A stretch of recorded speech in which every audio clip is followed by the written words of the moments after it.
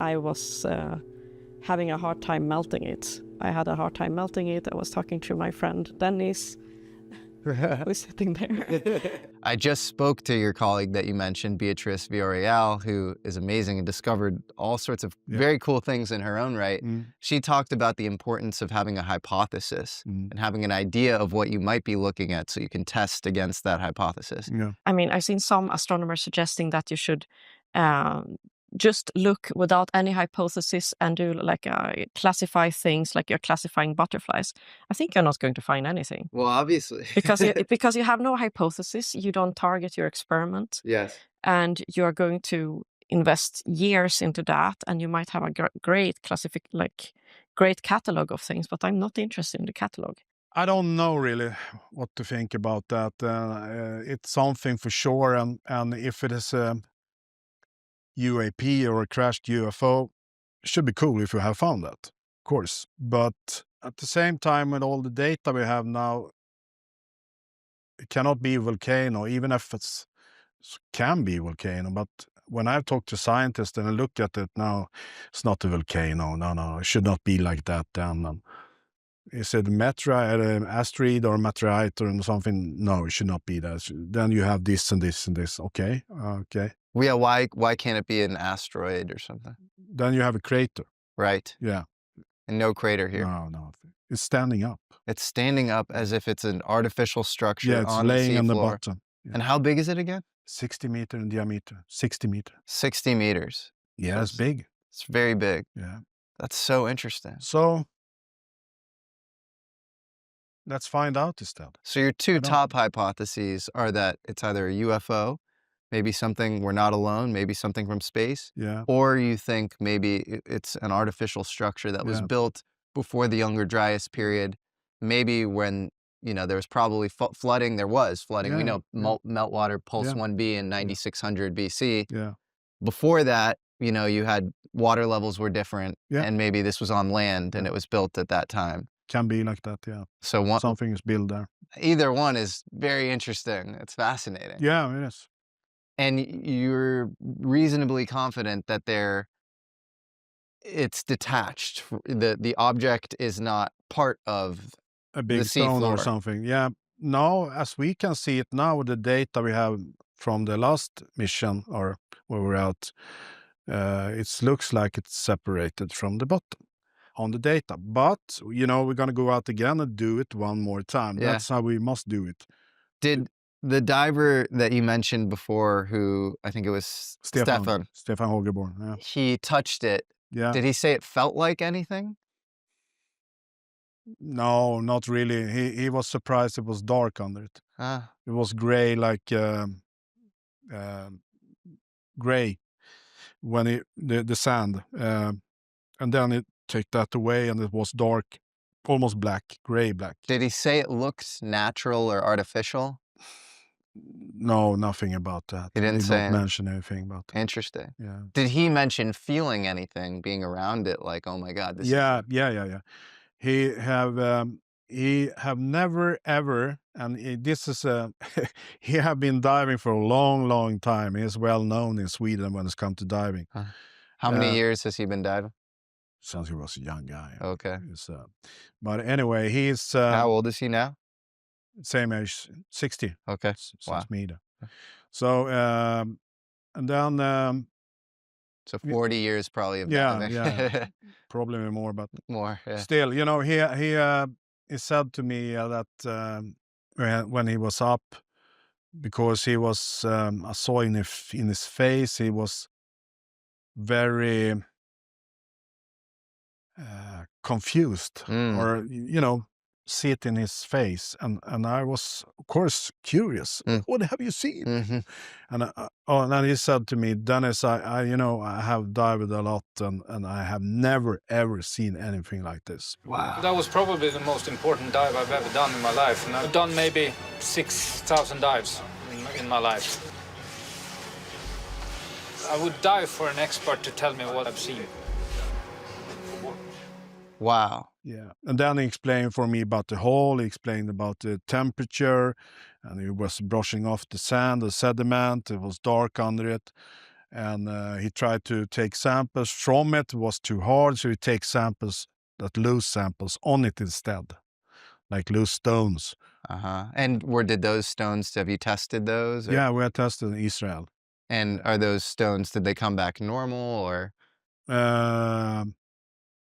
They found minerals, of course, and nothing that really sticks out. And basalt, volcanic stones they found. But at the same time, when I've talked to the people, the scientists, they say you will never find any basalt in the Baltic Sea because you don't have any volcano. But then they said that probably, if you have found it, it's coming at the ice, the end of the ice age. It's a melting period. It's coming from the Atlant, and be in the Baltic. But I don't know. I don't know. Interesting. Yeah. So it's almost like when you look at an ice core sample, and you can kind of see what carbon levels were in the sediment layer of the ice or something. This might be a record that it was an ancient structure that was built from a long time ago. The fact that there's even basalt there. Yeah. Is that kind of what you're That's implying? a very interesting test we're going to do. We're going to do a core drilling, not at the object, but around the object now. And even in this track, and see if we see any layers. Smart. So that's important to see how long it's been there. Have you brought a Geiger counter down or measured No, radioactive but activity? this time we're going to do You will? Yeah. It's amazing. Yeah. This is so fascinating. What do you want this to be a contribution to humanity, or what do you want for this? The truth. The truth, yeah. That's the only thing. And even if it's a rock, a big rock, I want it to come out because I want to do, like check, I have done this now. I can go further with my other projects. Are there any other rocks with corridors and right angle? Not only that, as I mentioned, with corridors and holes and things, I forgot one thing, very important. I have a triangle like this with a hole in it. A triangle? With a hole in it. With a hole? How big is a triangle? Like 15 centimeters, 20 centimeters, like that. Whoa. Yep. With a hole in it? Yeah, the hole. Like a perfect round circle? Yeah. Almost as if it was like laser cut or something. Yep. Perfect on the object. Any writing? I assume not. No inscriptions? It's, as I mentioned, we were lucky when we found this on a film. But it's a big object, and visibility down there, as I said, is very, it's pitch black. Yeah. And it's difficult to see things. Wow. But we saw that, and probably we will find more next time we're coming out. That's so fascinating. Before the Baltic Sea anomaly, were you interested in UFOs at all? Did you have any interest in unidentified flying objects, space, aliens, anything like that? Okay, let's go back in time then. I have talked about this before, and I can do it again because that was something that changed my life totally. Back in 1996, I lived outside of Stockholm, not far from here, very close to a military installation. And I was an entrepreneur, explorer, entrepreneur. I had my businesses and doing lots of things. I was a daddy to 2 boys. And I have a wife and a good life, perfect life. And the only thing when it's come to UAPs and UFO, I saw Star Wars, ETs, and aliens. That was the only thing no interest in when it's come to. I did not think about it. Yeah, sure. I was busy in my world. So anyway, that thing that changed my mind totally was 96.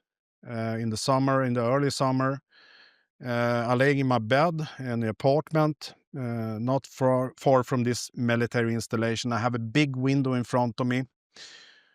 I wake up 3:30 something in the morning. Usually I sleep a long time. I use the time for sleeping at that time because I'm working a lot. But this morning I wake up of some reason.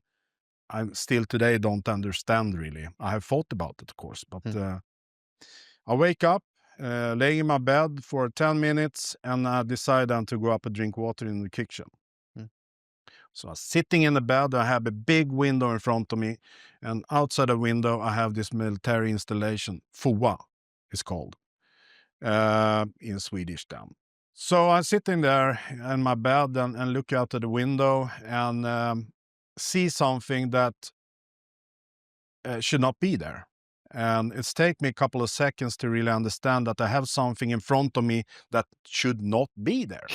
Should not be there. What is it? Yeah, good question. And then I'm getting frustrated. You know, when you see something that not fit, you know, should not be there. That I begin to use my F words and try to get my wife's attention because she's sleeping behind me.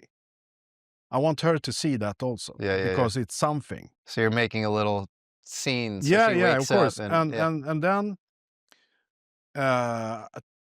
stand up and turn around and look at her to what, you know, and she looked at me scared because, I mean, that's not Dennis. I'm a quite cool guy. So, and this in the early morning. So then I turn around and look again out to the window, and it's still there. It's still there. And then I begin to understand this is something very, very odd and strange I have in front of me. And then the thing happens that when you see it like this, it looks like a hot dog, and it's brown, it's yellow, and the sunlight is reflecting on it, and then it's going like this, and it's dark under it. And then I see it's round. Before I don't see it round. Then I see it round.